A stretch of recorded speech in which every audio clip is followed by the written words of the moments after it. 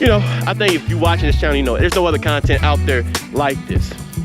I'm not saying similar veins per se, but definitely, who else is gonna tell you that Muhammad Ali story? Who else is gonna tell you to research Bob Lazer in the same video? So it's the song that doesn't end, the song that don't end, it go on and on and on and until the break of dawn. It's the song that doesn't end. And we back. The sensei here, Hunter outside, man. Still in Clarksville, Tennessee. You can't tell just by the colors of the sky. It's cold, bro. It's cold. But we still out here. Have this walk with me. Have this talk with me. Video every day in March. Maybe till the last week of March, right? Thank you for everybody who's been rocking with me, man. As you can see, my views have been like flowing up and down, depending on who I've hired to help me with the YouTube. But I just now hired somebody new who's really about to take my YouTube and the Life2k brand, literally everything I'm doing to the next level. So shout out to all the people that worked with me before. Zane, no shout out to the girl, she sucked. Show, shout out to you guys. But you know, I had to step it up on a professionalism level, and you know, but moving on. Message of the day. Know what's going on out here. You feel me? Bob Lazer. Bob Lazer. Now I know you're saying, who's Bob Lazer? Some of you may know already. He's a guy back in the 1980s who used to work on UFOs. So basically the government had UFOs they discovered, right? And it was reverse engineering the UFOs. Now, this is a self-improvement in the charisma course. And yeah, right? Life2k is everything in one. So trust me, I was sitting there debating to myself like, okay, should I really be talking about this on this channel? And the simple answer, yeah. Because like I said in the last video, do you really know what's going on out here, right? And this is part of it. So Bob Lazer, I hope I'm saying his name right. I'll put up a picture in his name so you guys can see what I'm talking about. It's basically a guy who in the 1980s was working on UFOs and reverse engineering UFOs with the government. Now, why is that important? Because you need to know what's going on out here in the world, right? And realize that you may not have as much time as you think you have in our current state of the world. And yeah, man, that wasn't no normal cut, right? That's because the camera all of a sudden had an error message pop up. And when you start talking about things like this, that's the kind of shit that be happening to you. Anybody who knows that knows what I'm talking about. Because again, it's just a third dimension, 3D, right? Third dimension. And there's things that we can't see that animals can see. You hear the dog barking. They can see and feel that we can't, right? So I forgot what part I was on. Let's go back. Bob Lazer, bro, was working on UFOs with the government back in the 1980s, right? And they called him crazy back in the 1980s. They came out around 2020 and said, oh yeah, he wasn't lying back then. He's telling the truth. The government came out and said this. You know what I'm saying? This is documented. You can look this up yourself, right? Moral of the story is there are so many things that we don't know that's going on this planet. So make a conscientious effort. I'm not saying you have to be into UFOs or anything, but just make a conscientious effort to always keep your mind open. Always have an open mind. Don't be stuck in a rigid way of thinking just because that's how you've been thinking your whole life, or that's what you've been surrounded with your whole life. Especially out here in the South, right? You see so many churches, and like this ain't no religious channel. You believe whatever you want to believe. But what I would encourage you to do is to keep an open mind, right? I have this argument with people all the time. Like, look, if you was born in Saudi Arabia or somewhere in the Middle East, right, where everybody is Islam, would you still be talking about Jesus, right? Or are you talking about Jesus because everybody around you's been talking about Jesus your whole life? And vice versa, out there, vice versa in Colombia. People think like everybody else around them, right? Social dynamics. People get stuck thinking like everybody else around them, and think for yourself. Take in a new information. Not saying that you should change your mind. If I'm like, yo, I worship Vash. Like, even I'd be like, nah, bro, he ain't perfect. You know what I'm saying? You should find somebody else to worship, you know? But still, let's just keep an open mind to the type of ideas, thoughts, and you know, paragraph, etc. that people are saying. Let's keep an open mind to the different things that people are saying, right? So just know that back in the 1980s, this guy came out and said UFOs is real. We've been reverse engineering with the government. He's crazy in the 1980s. Was in a National Inquisitor, whatever you know what I'm saying, that tabloid magazine is called. Which, if you remember, in the movie Men in Black, right? They grabbed the magazine and said, "This is what we read to see what's really going on." And at the time, I thought, it's just a movie, right? Even as a film director, before I was a film director, I remember that. They read the National Enquirer and said, "Oh, this is what's going on. This is Men in Black. You can look it up." These are the hot sheets. Best investigator reporting on the planet. Go ahead, read the New York Times if you want to. They get lucky sometimes. Thanks, Manny. Cannot believe you're looking for tips in the supermarket tabloids. Not looking for. Found. So back in the 1990s, Bob Lazer was in the National Enquirer.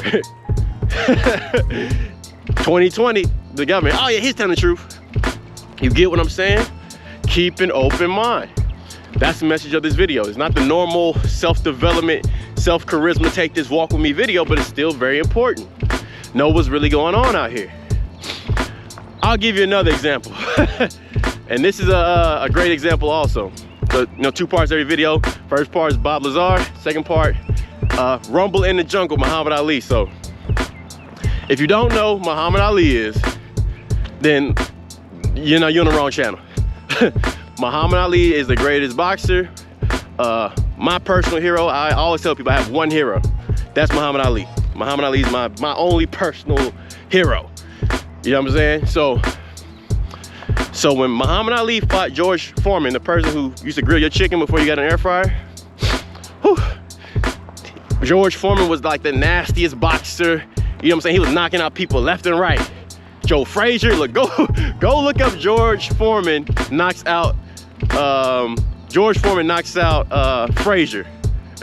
Go look that up. It's one of the meanest knockouts you ever gonna see, like punches the guy in the back of the head.